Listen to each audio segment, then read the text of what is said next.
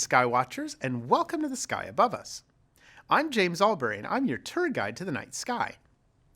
For the last 2 years, Jupiter has been having close pairings with each of the naked eye planets. It's going to have one last close pairing very soon, and as an unrelated added bonus, we might get to see a brand new meteor shower as well. What am I talking about? Let me show you. Over the past 2 years, we've seen Jupiter appear near the planets. It began on December 21st, 2020, when Jupiter had a great conjunction with its neighboring planet, Saturn. Then we had a close pairing of Venus and Jupiter on April 30th, 2022. And now, just before sunrise on Sunday morning, May 29th, Jupiter and its interplanetary neighbor Mars will have a close conjunction as well. In this pairing, the two planets will appear only 34 arc-minutes apart. An arc-minute is a unit of measure astronomers use when measuring the angular separation of objects in the sky. We divide the sky into degrees, minutes, and seconds. There are 60 arc-seconds in 1 arc-minute, and 60 arc-minutes in 1 degree of arc. For comparison's sake, our moon is approximately 30 arc-minutes in width. We also refer to that as being 1 full moon width, or half a degree of separation.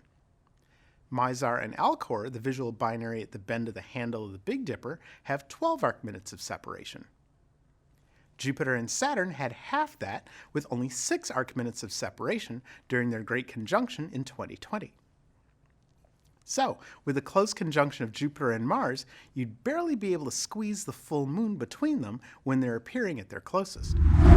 Now, for you astrology fans, do you remember the song The Dawning of the Age of Aquarius by the Fifth Dimension, where the moon is in the 7th house and Jupiter aligns with Mars? Well, even though Jupiter is aligning with Mars, the event they're talking about won't happen for another 600 years on November 24th of 2603. So mark your calendars.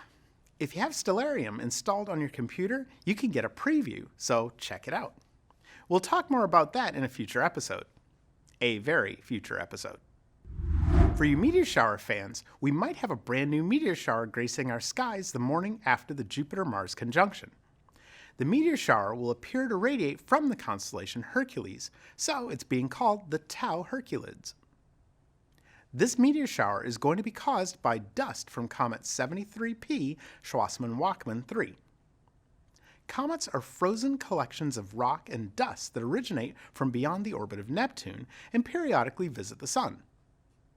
As they near the Sun, their ice melts, causing the rocks and dust to escape into space, forming a thin atmosphere around the comet called the coma.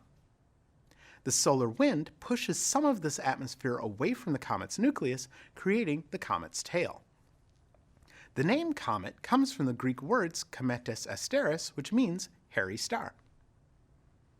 Comet 73P Schwarzmann-Wachmann 3 has an orbital period of 5.5 years. Unfortunately, being what we call a short period comet, a lot of its ice has melted. Therefore, there's not as much material reflecting sunlight so we can see it with the naked eye.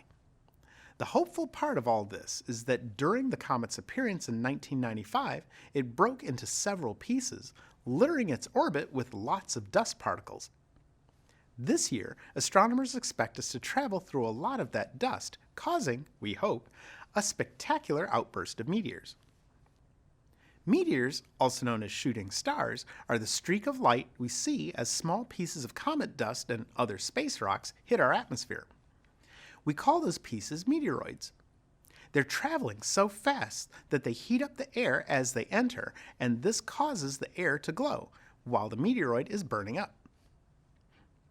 The best time to look for the TSAU Herculid outburst will be around midnight Eastern Daylight Time on Tuesday morning, May 31st.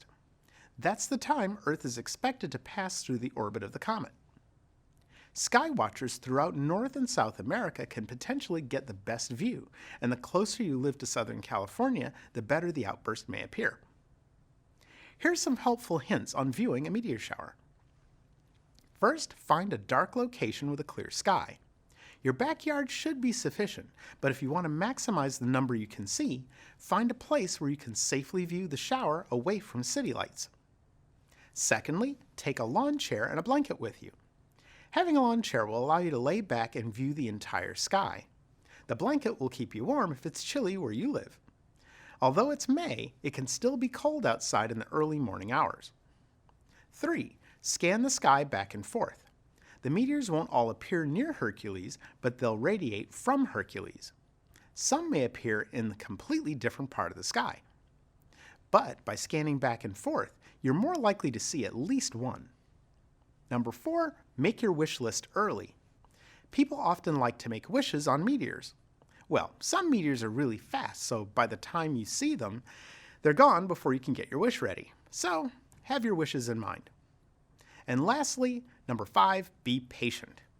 Meteors tend to appear in bursts. Sometimes you'll see 2 or 3 within a few minutes of each other, and other times you'll go a full 10 minutes or more without seeing anything. Remember, patience is a virtue, and meteor showers will definitely help you develop patience. All right, my friends, get outside to check out Jupiter and Mars have a close pairing in the morning sky on May 29th, and then go outside between midnight and sunrise on May 31st to see if you can catch an outburst of the TSAU Herculids. Before you go, visit our website, theskyaboveus.org. From there, you can watch previous episodes, listen to the Sky Above Us podcast, get the Sky Above Us merchandise, and you can even ask me an astronomical question that I'll answer in a future episode. Conjunctions and meteor showers await you, especially if you remember to keep looking up.